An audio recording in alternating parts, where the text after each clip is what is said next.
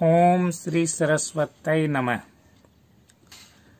छात्रों, संस्कृत शिक्षण में आज अपन एक नए नियम, नए सूत्र को लेके आगे बढ़ेंगे। विसर्ग संधि का दूसरा नियम जिसको कह सकते हैं, सूत्र रहेगा वासरी।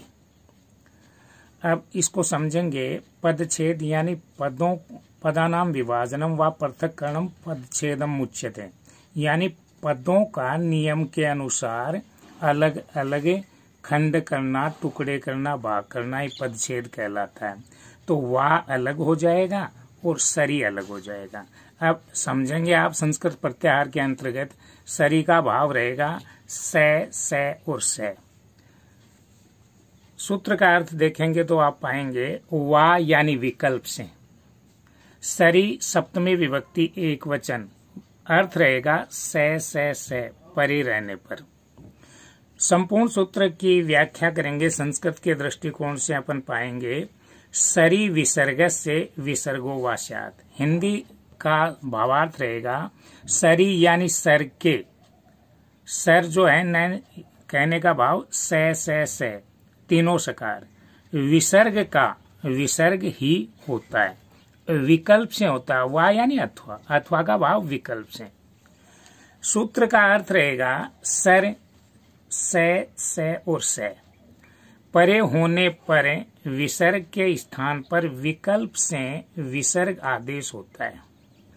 इसको अपन सरल शब्दावली में समझेंगे, यानी संधि करने पर दो पद प्राप्त होते हैं। पहला पद, इसका मतलब पहला पद, पहले पद के अंत में यदि विसर्ग है और दूसरे पद के शुरू में या तो वर्ग का पहला अक्षर च, वर्ग का पहला अक्षर च और या छ अथवा तालव्य सकार, ये तीनों अक्षर हों तो यही सकार आदेश होगा।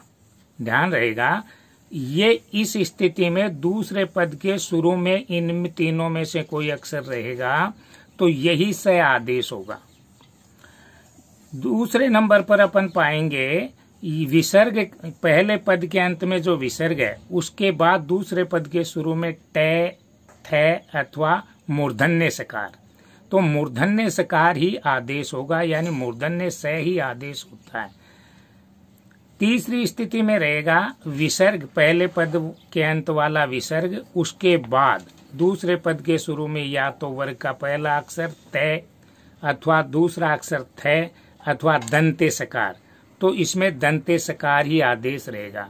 कल अपन ने अध्ययन किया था विसर्जनीय से और वासरी, दोनों सूत्र एक दूसरे के पूरक हैं, इसलिए ये वासरी उसी बात को इस रूप में स्पष्ट करता है।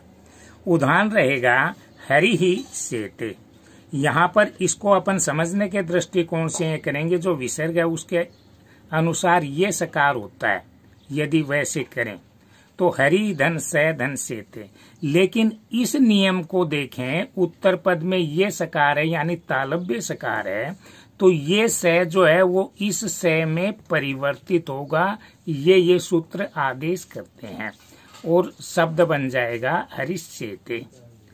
ये विकल्प से इस रूप में भी लिखा जा सकता है, हरि ही धन हरि ही सेते। राम षष्ठ है, तो इसका संधि विच्छेद नहीं करके इसको समझने के दृष्टिकोण से देखेंगे तो रामस धन षष्ठ है। पर ये नियम जब लागू होगा वासरी का, तो यहाँ पर मूर्धन्य सकार है, ये मूर्धन्य सकार है, इसलिए अपन इस रूप का संधि करेंगे तो ऐसे ही मूर्धन्य सकार का आगम होगा, यानी मूर्धन्य सकार आदेश होगा और संधि बन जाएगी राम षष्ठ है। विकल्प से राम षष्ठ भी लिख सकते हैं। दुह है धन शासन है। इसी नियम से ये सकार के समस्त उदाहरण दिए हैं और इसी प्रकार से ये यही सकार आदेश होगा, अर्थात तालव्य सकार।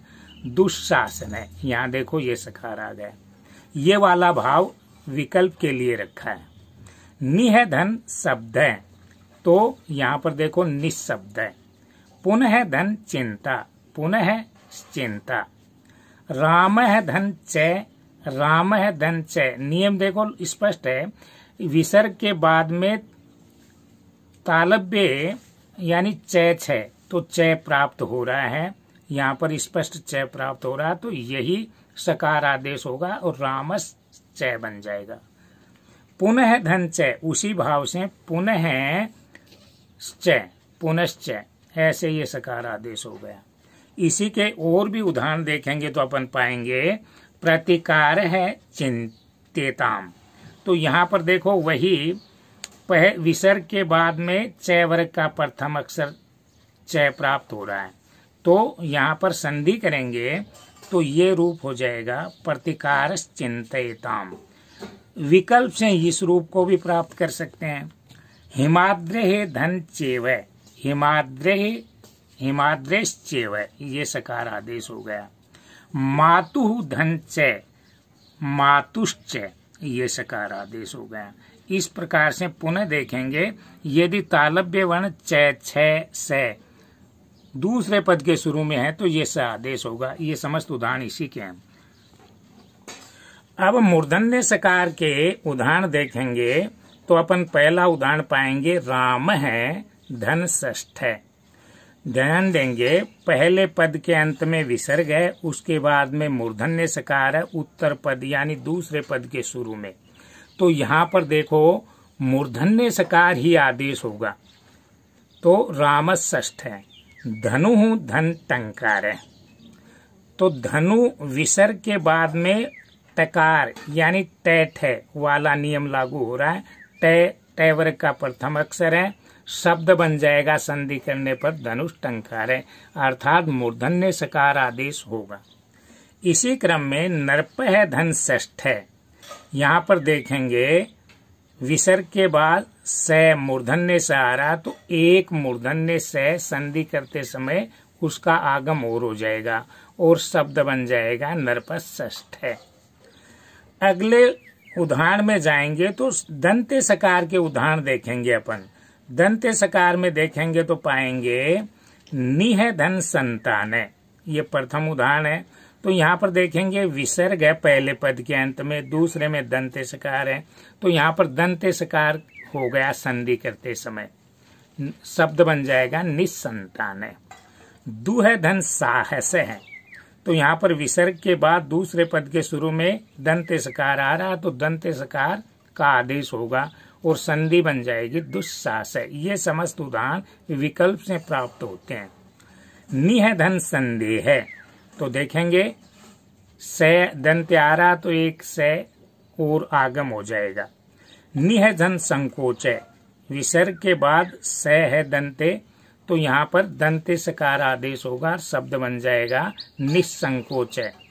इसी प्रकार से समुचित है तब, तो अपन ने नियम में देखा यदि तैथ प्राप्त हो रहा है तो भी दंते सकार ही आदेश होगा। देखो यहाँ विसर्ग है और फिर तय वर्ग का तय प्रथम अक्षर आ रहा है, तो यहाँ पर संधि करते समय विसर्ग के स्थान पर ये दंते सकार आदेश हो गया और शब्द संधि के रूप में प्राप्त हुआ समुचित स्तव। धन्य धन तू, तो यहाँ पर देखिए विसर्ग के बाद वही तय वर्ग का प्रथम अक्षर आ रहा है, तो शब्द बन जाएगा विसर्ग के स्थान पर दंते सकार आदेश होकर धन्यास्तु। विष्णु धन त्राता, यहाँ पर विष्णु और उसके बाद में ये संयुक्त वर्ण तय आ रहा है, जिसको आपको ध्यान रहेगा तय रे और ए, इन समस्त तीनों वर्णों के सहयोग से स्वर सहित ये तय वर्ग ही माना जाएगा। तो विष्णु त्राता शब्द में ये दंते सकार आदेश होकर के शब्द बन जाएगा विष्णु त्राता। मन है धन तोष है, यहाँ पर भी वही आदेश प्राप्त हो रहा है और यहाँ पर विसर्ग के स्थान पर ये स आदेश होकर के मनस्तोष बन गया। आज के लिए इतना ही। इत्यलम।